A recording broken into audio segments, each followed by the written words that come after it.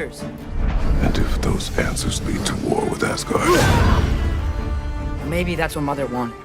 You do not know what Mother wanted! Okay, you know what? This is good, right here. I mean, the God of War dynamic plays out Anton, in I every forgot to buy your parent-child chicken. relationship.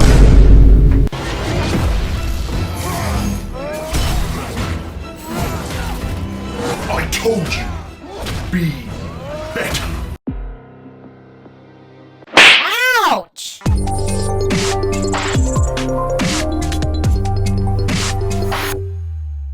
I have racked up over 50 hours of God of War Ragnarok, one of the biggest games to release this year and a contender for Game of the Year, which doesn't actually mean anything, so don't worry about it. How did I find my time with it, and does it live up to the hype, and is it even better than 2018's God of War? So this will be my spoiler-free review of God of War Ragnarok, and I was so excited to play this game that I even bought so many more copies. Just in case my copy, you know, broke, so I needed to make sure I had a number of copies. The story of 2018's God of War was so strong and finished with me loving Kratos and Atreus' unique relationship. Fast forward 3 years and this is where Ragnarok picks up. Because this is a game that takes between 20 and 40 hours, even longer for myself because I'm taking my time, I thought this game would start off very slow, and wow, was I wrong. My hype levels when I bought this game was like up here, and as soon as I started playing the game, it exceeded that and started off at 100 miles an hour. I never expected it, it just exceeded expectations so early on in the game. There are so many twists early on and throughout the whole game that I tried predicting based off the trailers that we got, and how wrong I was. The unexpected events, the things that I thought that would happen that didn't happen, and I really enjoyed the pacing of the game. Now, a lot of people on Twitter were saying this game's pacing's all off, is slow. I think the pacing is perfect because I like to take my time with games. I'm 50 hours in and I've just about finished the game. As you get into the game and your hype levels start calming down, it starts slowing down, and then you can understand how the combat works. Everything is recorded in your codex, which is essentially Atreus' diary. So when new things popped up in the story or you progress there would be a summary, which I love to refer to as much as possible. And throughout the majority of time throughout the game, you get thrown into these semi-open world areas, which is such a nice surprise because there is so much to do. I aim to collect so many collectibles, so many treasure chests, kill as many as Odin's ravens as possible, and essentially complete these favors, which are like side quests. These side quests and semi-open world areas in these realms, and I just couldn't believe how much was in the side content of this game. You find out the culture of the civilians who lived there, and you find out how Ragnarok is affecting each realm, story quests and new enemies during these massive semi-open world areas. If you just completed the story and wanted to skip all the extra content, I tell you, you are missing out on so much collectibles, XP, weapons, armors, stories, and of course you're missing out on dialogue. The dialogue between certain characters, not just in cutscenes but during normal gameplay, is so immersive and unbelievable. We do not hide. We prepare for a fight for which we are not ready. We'll go. Time is running out. The prophecies say Fimbulwinter leads to Ragnarok. War is coming. This game is better than any film I have seen in the last 4 years. Since Avengers Infinity War and Endgame, there's nothing that has come close to this game, and I would say these are arguably even better because you're playing them. There is no way they could make this into a movie because it is perfect. I think they got it spot on in terms of how much cutscenes to gameplay there is, and again, a lot of people were stating it's an interactive movie. Now, if you love Elden Ring and more fully open world games like that, yeah, you might think, oh wow, this is a long cutscene, this game is a bit linear, but I never once thought throughout my game, man, I'm getting a bit bored here. You know, I was playing Guardians of the Galaxy and I was sitting there for ages and I was like, I just want to play the game. It's a decent movie, but if I want to watch a movie, I'll watch a movie. When I was going through these open areas, simply exploring and exploring, I would be in the same spot for a good while I think it was like an hour, and all of a sudden Mimir and Kratos started up new dialogue, which was so unexpected. What about you, brother? Any pre-Fimbulwinter foods you're aching for? Olives. The hell's an olive? It was just so unexpected the way he just brings up something else, or there's an unexpected story, and I'm like, wow. I've been here for 2 hours. I wanted to find out all the new details and new stories. I wanted to listen to every little bit when on a boat, on a sled. I waited till they would finish their dialogue. Every character's interaction and dialogue is perfect. These actors, especially Kratos, Christopher Judge, deserves an Oscar for this game. Some of the best acting I've seen in a video game since like The Last of Us. As I said, it would be so hard to top these games if they made them into series or movies, just like The Last of Us, where I'm excited for it, but at the same time I'm a bit dubious because you can't beat the original content. I haven't even seen the Uncharted film because I don't give a shit because the games were so good. Now there's only one thing that was a bit annoying about the game. I know there's a bit of negativity, I'm not just a fanboy, but when I was going through the game and I was working out a puzzle or how to get through to the next area, I was like, okay, I got this. But then all of a sudden Mimir or one of the characters would just say, why don't you do this? Or why don't you try this? It's facing the wrong way. There was a big helping hand and it was a bit annoying. I wanted to be left to it. That's something that they could maybe patch in. That would be great, that you don't have to, you know, give me clues straight away. Like, I'm capable. Maybe there's a vantage point. We can get a better look.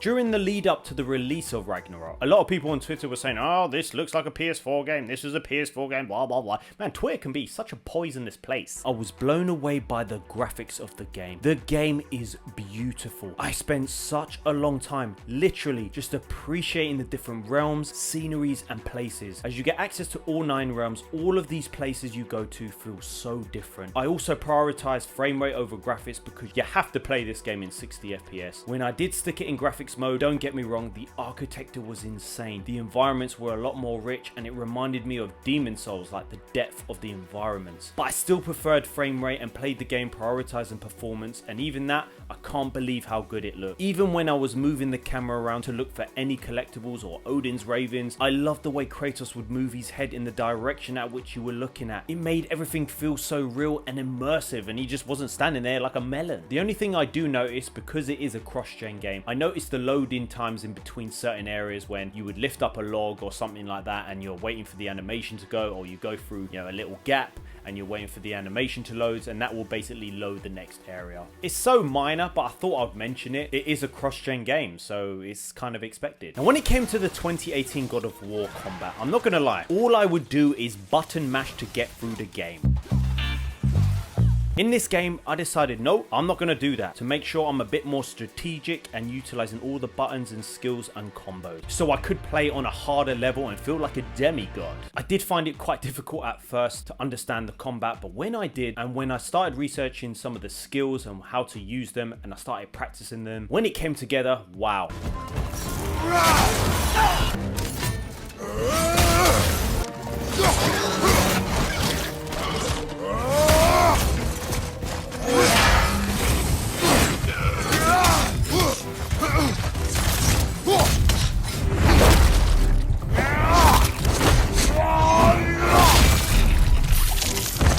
The game is so much more fun when you're actually trying to use these skills against all these different enemies, and you're going to need to learn them, especially with some of these bosses. More so with the side bosses, which are so damn difficult. These side bosses feel more like bosses in Demon Souls and Elden Ring because they have certain sequences which you have to learn. If an enemy attacks, it goes red, you have to dodge. If it's yellow or blue, you can block and parry, and then you can unleash some devastating attacks.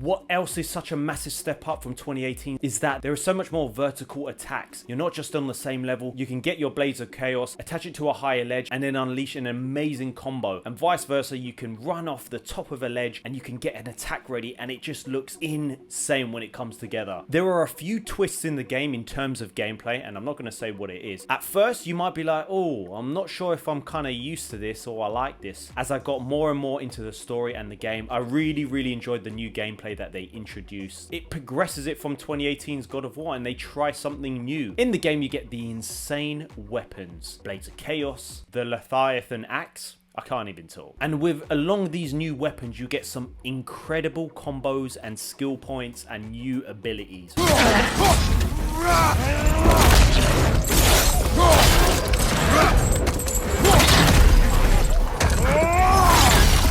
The Blades of Chaos can be used to transverse high ledges and move between cliffs, which is refreshing. Along with that, you get some insane abilities such as attaching your blades to an enemy and transferring fire throughout the blades and exploding your enemies. With your axe, you can now hold triangle and you will have a new freeze ability which will be unleashed onto enemies, and it is crazy. The axe is still my favorite just because of the way it returns to your hand, but also my favorite attack is where you run up to an enemy and unleash an insane massive attack.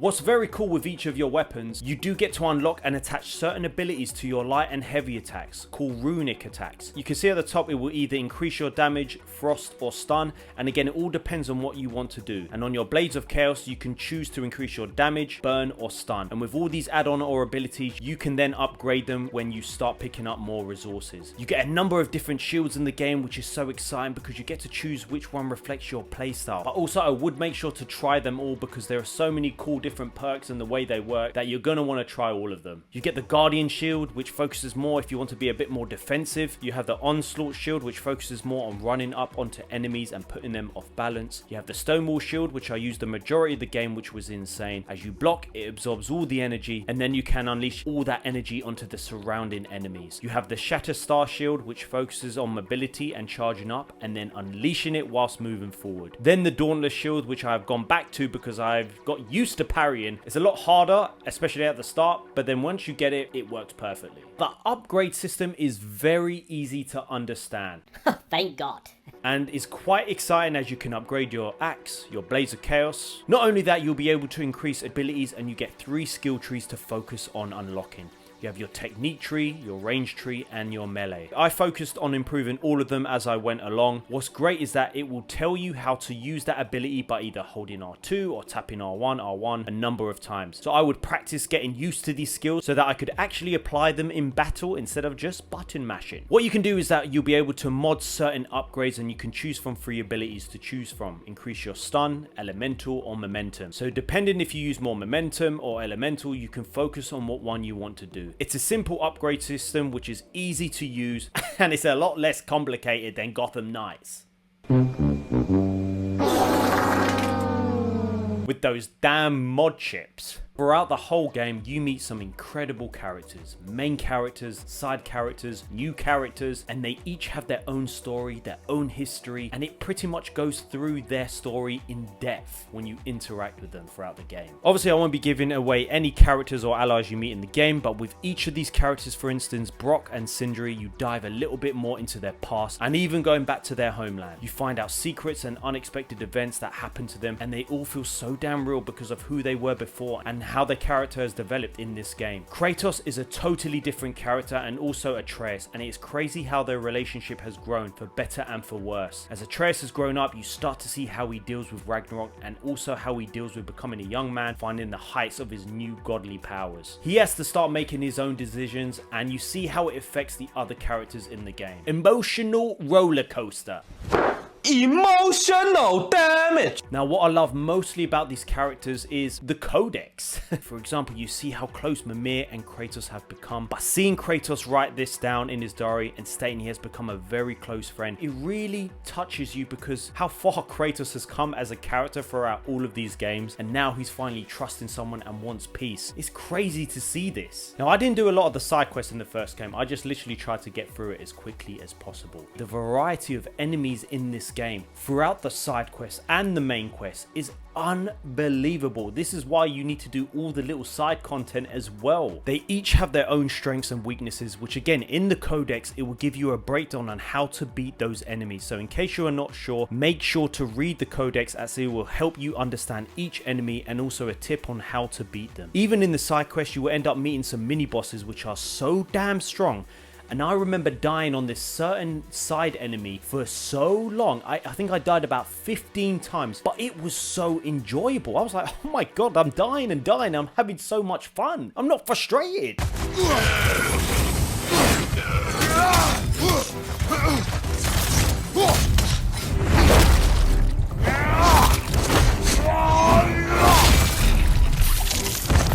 You need to put combos together, you need to learn how these enemies work. It's just so much fun. So make sure you play through the side quests because you will gain XP, you'll find collectibles, you will get stronger. It is so worth it because it doesn't feel like side content.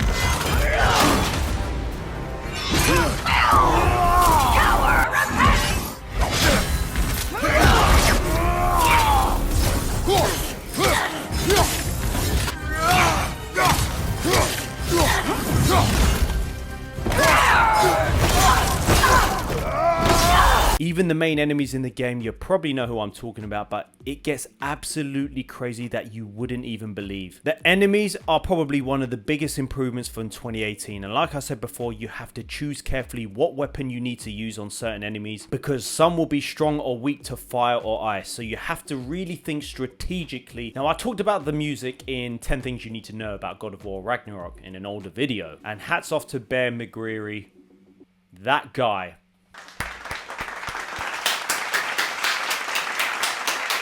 The music is perfect, and I don't just mean in battle. When you're just going through some of these realms calmly, you hear the Norse music, and it is so beautiful. This is the best depiction of Norse mythology.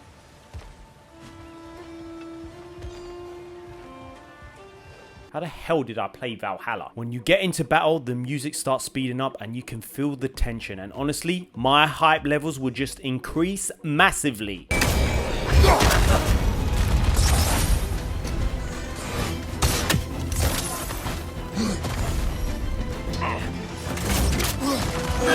God of War Ragnarok was everything I expected for a follow-up from 2018. All I wanted was more of 2018's God of War, along with some amazing improvements to the game, which they delivered. Improved weapons and combat with more vertical attacks and much more variety of enemies throughout the whole game, which they do deliver in all areas. The characters and voice acting was the best I've seen in video games in a long time. And as I said before, this is better than movies than the last 3-4 years. If you're someone who prefers a more Elden Ring style game, open world where you're given full control, yes, you might not like Ragnarok as much. It is a more linear game with some semi-open world elements, but it is needed for the narrative they're trying to tell. I love God of War Ragnarok, but I also love Elden Ring, and they're both completely different games. And that's why I love them so much, is that they can both coexist together and we don't need to always compare them. We should appreciate them for what they are, but also we should appreciate them for being so different from one another. There is a lot of replayability with Ragnarok, and also I want to try and collect every collectible I can. This was the most polished game we have got